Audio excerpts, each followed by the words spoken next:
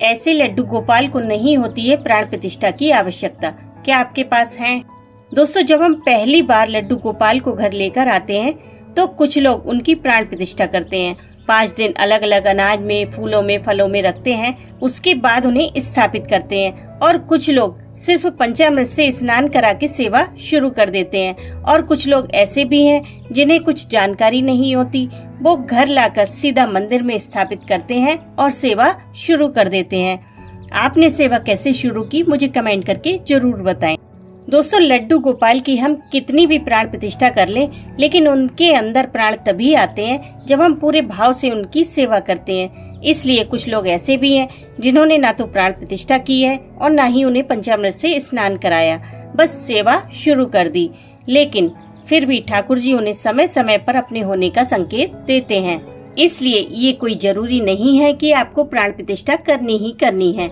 आप ज्यों ठाकुर जी की सेवा करते हो, उन्हें अपने हाथों से बना के भोग लगाते हो, उनके लिए वस्त्र बनाते हो, त्यों आपको खुद महसूस होने लगता है कि वो जागृत हो रहे हैं। वैसे तो ठाकुर जी किसी भी तरह घर आए शुभ ही होते हैं, लेकिन जो लड्डू गोपाल अपने आप हमारे घर आते हैं, जैसे कि आप मंदिर जाएं, आपको वहाँ रखे मिल जाएं, कोई उनको छोड़ गया हो, या फिर पंडित जी आपको उनका विग्रह दे दें सेवा के लिए, या फिर किसी पीपल के वृक्ष के नीचे या किसी और पेड़ के नीचे आपको रखे मिल जाएं, आपको अपने घर की छत पर अचानक से मिल जाएं, जैसे कि कोई बंदर उन्हें उठा के कहीं से लाया हो और आपकी छत पर छोड़ दिया हो।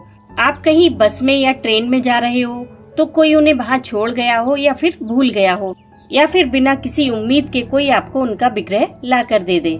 जैसे कि आपका कोई फ्रेंड या रिलेटिव कहीं बाहर धार्मिक प्लेस पर घूमने गए हैं या फिर मथुरा वृंदावन गए हैं, वहाँ से आपके लिए लड्डू गोपाल या राधा रानी लेकर आए और आपको इस बात का पता ना हो, या आपके बर्थडे पर या शादी में आपको गिफ्ट में मिले। ऐसे लड्डू गोपाल स्वयं जागृत होते हैं। उन्हें प्राण प्रतिष्ठा की कोई आवश्यकता नहीं होती, वो तो बस आपसे सेवा लेने आए हैं। आपके लड्डू गोपाल घर कैसे आए, कमेंट करके जरूर बताएं। दोस्तों, मंदिर में मिले या पेड़ के नीचे या फिर किसी बस या ट्रेन में, लेकिन जरा सोचिए वहाँ पर कितने लोग आते जाते होंगे, कितने लोगों की दृष्टि उन पर पड़ी होगी, लेकिन उन्हें घर लाने का भाव आपके मन में आया। ये ठाकुर जी की ही कृपा है कि इतने लोगों के बीच उन्होंने आपको चुना अपनी सेवा के लिए। और अगर कोई बिना बताए आपको लड्डू गोपाल लेकर आ रहा है तो ये भाव भी उसके मन में ठाकुर जी ने ही डाला, क्योंकि वो चाहते हैं आपसे सेवा करवाना। दोस्तों, लड्डू गोपाल को मंदिर में रखना अलग बात है और उनकी सेवा करना अलग बात। सेवा के द्वारा ही हम उनके प्रति अपने प्रेम को प्रदर्शित करते हैं, वरना दिया बाती तो रोजाना जैसे और भगवान की होती है वैसे उनकी भी हो जाएगी। अगर आपको इस तरह से लड्डू गोपाल मिले तो उनकी सेवा जरूर कीजिए अपनी क्षमता के अनुसार। वो आपसे ही सेवा लेने आए हैं, उन्हें निराश मत कीजिए। लेकिन इसका मतलब ये बिल्कुल नहीं कि जो लड्डू गोपाल हम शॉप से लेकर आते हैं वो गलत है, क्योंकि अगर हमारा सेवा करने का मन है तो क्या हम ये इंतजार करेंगे कि कोई हमें दे दे या वो हमें कहीं से मिल जाए? ऑफ कोर्स हम शॉप से ही लेकर आएंगे।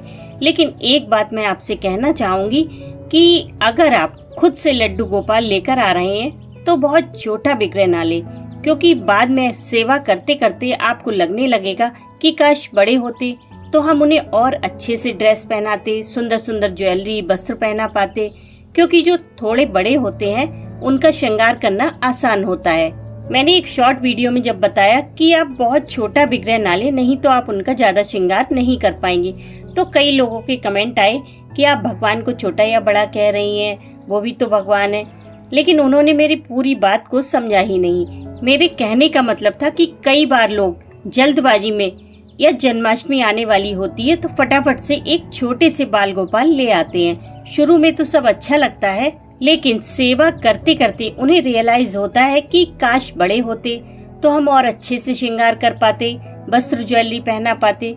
तो किसी दिन वो बड़े लड्डू गोपाल ले आते हैं, फिर वो छोटे को कहीं मंदिर में या पेड़ के नीचे छोड़ देते हैं। ये बहुत गलत है। मैं ये नहीं कहती कि सब लोग ऐसा करते हैं, लेकिन कुछ लोग करते हैं, तभी तो बाहर लड्डू गोपाल मिलते हैं। तो ऐसा आप बिल्कुल ना करें। आप चाहे 2 लड्डू गोपाल की सेवा करें या 4 की, पर ऐसा ना करें कि उनका मेकअप उतर जाए या आँख निकल जाए तो उन्हें बदलकर दूसरे ले आएं। उनका इलाज होता है, वो ठीक हो जाते हैं। एक गलत धारणा लोगों के मन में बैठ गई है कि थोड़ी सी भी उन्हें कोई परेशानी हुई तो लोग समझते हैं कि वो खंडित हो गए। लड्डू गोपाल कभी खंडित नहीं होते, उनका इलाज हो सकता है। इसलिए अगर आप लड्डू गोपाल की सेवा करना चाहते हैं तो उन्हें कभी भी जल्दबाजी में ना लें। चाहे देर हो जाए लेकिन आप थोड़े से बड़े लें। अचानक से आपके पास आ जाए वो बात अलग है कि कोई आपको गिफ्ट में दे दे, लेकिन अगर आप खुद से लाना चाहते हैं तो साइज बहुत छोटा ना ले।